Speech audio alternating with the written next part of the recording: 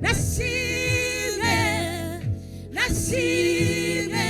watsinze Satani Yesu nashime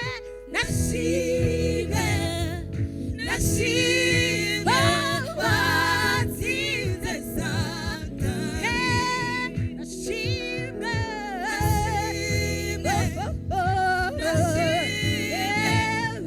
watsinze Satani. Kadusome ijambo ry'Imana rero dusanga mu Bakorino ba mbere ibice 13. Umutwe w'amagambo aravuga ngo urukundo ruhebuje byose kuba ingenzi. Kadusome umurongo wa mbere. Nubwo navuga indimi z'abantu n'iz'abamarayika, ariko singire urukundo mba mpindutse nk'umuringa uvuga cyangwa icyuma kirenga. Kandi nubwo nagira impano yo guhanura, kamenya ibihishwe byose n'ubwenge bwose, ariko kandi nubwo nagira kwizera kose, nkabasha gukuraho imisozi, ariko singire urukundo ntacyo mba ndicyo. Bakristo bavandimwe, nifuje ko tuganira kuri aya magambo, tuvuge ku rukundo. Uyikoze nta rukundo ufite, zero. Iyo dusomye ijambo ry'Imana muri Yohana ibice 3 umurongo wa 16 turavuga ngo kuko Imana yakunze abari mu isi cyane, byatumye itanga umwana wayo w'ikinege kugira umwizera wese atarimbuka ahubwo ahabwe ubugingo bugira ute buhoraho. Usomye icyo cyanditswe ubona yuko nta kintu Imana yashingiyeho itanga umwana wayo, ni urukundo. Natwe ibyo dukora byose rero dukwiriye gushingira ku rukundo. Haleluya. Ngo uyikomeje ugasoma ngo urukundo rugira ute rurihangana, ngo ntago rugira ute ntirugira ishyari, ngo ntiruhutiraho, ngo rubabarira byose. Kubivuga ni kimwe, ariko kubishyira mu bikorwa ntabwo byoroshye. Imana idufashe kandi itugirire neza. Itekereza, ufata umwanya wo kwitekereza.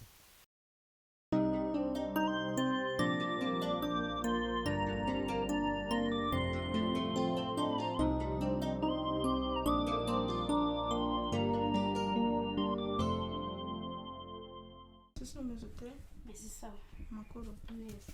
Ntabwo kubona ko nje kukanya bakubura wagiye hehe. Narinde ko gatwiko. Gutwikira hehe. Ku muhanda to. Niyo mpamvu usigaye ugira amanota makeya. Urusigaye ureba bilete yawe ukuntu imeze. Ndayireba. Utwo dutwiko twabona tuzakugeza ku kikoko. Ariko ubundi reka nkubaza, ubwo butwiko bwawe uhora umbwira ngo ugiye gutwika imyenda yanjye, niyo mpamvu usigaye nyifura nkayibika ngasanga wayanduje, sibyo? Sinkigira umwenda ngo nawumishe ngo nzawambara igihe mbishakiye nsanga wayikuye. Ubwo butwiko bwawe uhora unkangishika n'utwiko ki? Nese wo hari yugura. Nyagura mu mafaranga wampaye, nyigura mu mafaranga wampaye. Sikara abasore bayikugura. Bande, abasore bande. Ndabazi. Bande nyine. Bawe se cyangwa bande? Nese nabawe? Nabawe. Usigaye untondagira. Usigaye untondagira ugakabye. Singifura umwenda ngo nsange umeze nk'uko nase njye nagenda nambaye imyenda idafuze. Nta babyeyi ugira babwira bakakugurira. Nshinzwe ngiye kukugurira imyenda. Ntufite so na nyoko. Kubera iki? Ufite so na nyoko nyine jye ubabwira bakugurira, njye ntago ngushinzwe. Ikintu nkwemye ni kimwe. Sinzongere gusanga imyenda yanjye wayikozeho. Nanjye nzakureka. Uzandega nguki? Uzandega nguki? Nzakureka ko nawe bakugurira imyenda ukayicisha. Nyine bande bayingurira. Ababyeyi ba. Niba ushaka iyo myenda nyine ukeneye no gutwika. Ibyo nkoresha urabifite, jyayo nawe ubikore. Ndakwiyemye ku bintu byanjye n'undi munsi. Uranyumva neza? Ndaza kubivuga. Kandi usigaye untondagira nka mukuru wawe, umenya ko nkuruta. Uranyumva neza? Cyangwa ugira ababyeyi. Barantwara ikiza. Ko ndi kubona ushinze hakiri kare tuzagushobora wowe. Wowe se wowe ntabwo washinze kera. Urimo kunkurikiza? Se wowe wanyigishije. Ninjya kugomba kukwigisha. Ureberaho nyine. None se niba naragiye mu murongo mubi mbona ukankurikira wowe ubwenge urushije n'ubu. Nuse wowe wazanyigisha umurongo mwiza. Niba ari uko ushinze ibere ndabona sinzi ukuntu umeze n'ukuri kw'Imana. Cyo kundeka. Umva rero kankubwira wa mukobwa gusa icyo nkwamye ni iki ku bintu byanjye n'undi munsi nzongera kubona ibibazo tuzabona. Anisoni.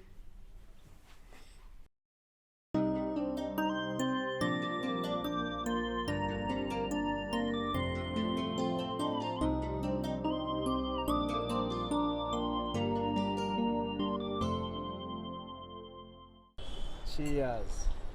Oh, mama pasero umuturage ndakuca amande. Ntabwo bajya barambika. Barambika. Ndakuca amande. Very sorry. kandi biritubwira ko umupasiteri burya agomba kuba azi no kuyobora urugo rwe. Mpamvu mba nakuzanye ahantu nk'aha kugira ngo tuganire byaba bya bizinesi, unangiye inama n'umurimo no kumurimo w'Imana umbwire ukuntu biba bimeze. Nibyo rwose papa pasiteri biba bikenewe, buriya hari igihe kigera tukihugiraho umurimo w'Imana se ugasanga nyine nta mwanya dufata wo kwicara ngo tuganire n'ibibazo by'umuryango, ariko ndagushimiye, ntabwo nzi ko wabitekereza gutya, nanjye wantunguye, ndabigushimiye cyane. Rero mba nakuzanye ahantu nk'aha kugira ngo by'ukuri tuganire nk'abantu bakuru, kandi urugo rwacu rugomba kuba urugo rwa gikristo rukaba intangarugero. Ubundi mbese mbyibuka papa pasiteri, ibintu bimaze iminsi mu kazi wanjye nibutse ko ari wowe wabiteye, ariko uratekereza ko kuzana umuntu nka Jimmy mu buzima bwacu wabitewe n'iki? Narabikurikiranye, mbaza abakozi, mbaza abandi, bambwira ko ari wowe wabigizemo uruhare kubakwa gutya, ariko ngiye reka nkubwize kuri papa pasiteri, ndababaye.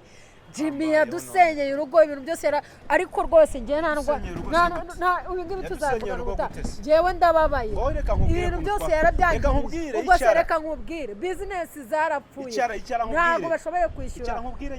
Oya rwose ngewe ibi ngibi byo ntabwo ndi bubyumve neza. Pasiteri, reka nkubwire rwose ukuntu ibintu byatangiye, reka nkubwire icyara nkubwire, none se urahagurutse urivumbuye, reka nkubwire ukuntu twahuye na Jimmy, ukuntu twamenyanye.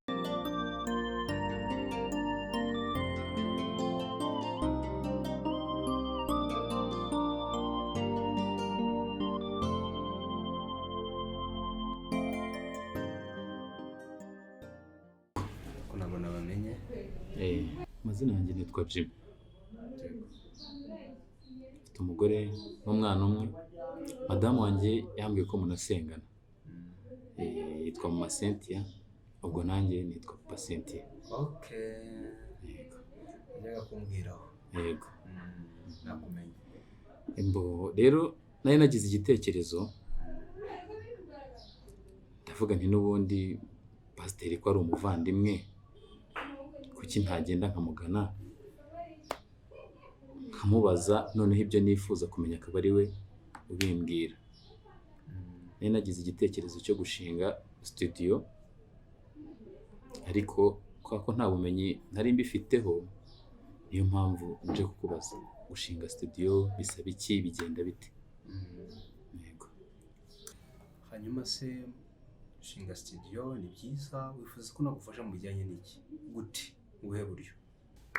Icyo nshaka kumfashaho rero ni ukumpugura uburyo bikorwamo, ukanambwira n'ibisabwa kugira ngo studio ibeho yitwe studio. Ni ibyo ngibyo urebye, hanyuma namara kubimenya nkabona nanjye nkatangira, kuko mbona ari byiza, ndanabikunda, kuko buriya na madamu wanjye arabikunda cyane, twaricaye turabiganira,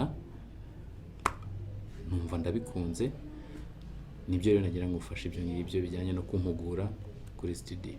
Kumbe waje kwifotoza, kugira ngo nubuje kwifotoza, kumbe wakwa kugira ngo tubonane, ariko mba byose ni byiza, tacu bitwaye, tabona kwa kugufasha muvandi, kandi vraiment ntacyo bisaba bidasanzwe. Icyambere ni ubushake, kabiri ni uko ufite amafaranga yo gushora. Yego wenda numva ikihutirwa, umuntu yagerageza kugufasha, tuzabifatira undi mwanya tubiganireho neza, kuko ntekereza kubwira ngo bijyemo ngo bimanze ubyige byasaba igihe kinini. Wifuza nko kubitangira ryarahubwo? Nejo bishobotse, nejo natangira no muri iki cyumweru, mbega igihe cyose bishoboka ko nakora studio naba mbibonye nahita ntangira. Ariko pasiteri, mfite ikibazo kimwe, mu gihe wenda ntarabona ibikoresho bihagije, nta kuntu wajya untiza noneho ahubwo bya bindi nashakaga kumenya ukananyigishiriza mu kazi, nanjye nkakora akazi nkatera imbere, nkagira aho mva nkagira n'aho ngera.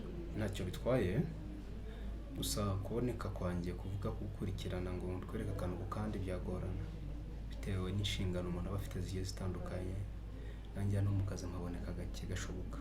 Gusa icyo nagufasha, icyo mbwiye cyo gutiza ibikoresho rimwe na rimwe, umuntu ajya agerageza. Ariko ikindi cy'ingenzi wenda ni ukugushakira abakozi babizi bakagufasha, numva aricyo cyaba cyiza kurushaho, sibyo? Numva rwose ibyo ngibyo byaba bihagije, ibindi byo tuzahura tubirebera akantu ku kandi. Murakoze cyane kandi usuze madamu, ariko nawe ugomba kuzareba neza ku buryo ki wazaza ku rusengero ntacyo bitwaye, ntacyo bitwaye rwose. Murakoze. Yego ndabashimiye papa Cynthia. Yego na madamu tuzazana ku rusengero nta kibazo, kandi murakoze, Imana ibahe umugisha. Yego murakoze cyane. Sawa muramuki. Byiza cyane. Nanjye nashoboye gutegura ibintu bikeya byibuze byagufasha nawe kwagura umushinga wawe, si byose? Hano nashoboye kubyandika umushinga uko nashoboye kuwutegurira. Hari aho gukorera, hari ibikoresho byose hamwe bifite agaciro ka $5,500,000. Ushobora kurenzaho, ushobora kugabanya, sadepa nuko umufuka wawe wifite, si byose? Ngayo rero nguyu wakire, undi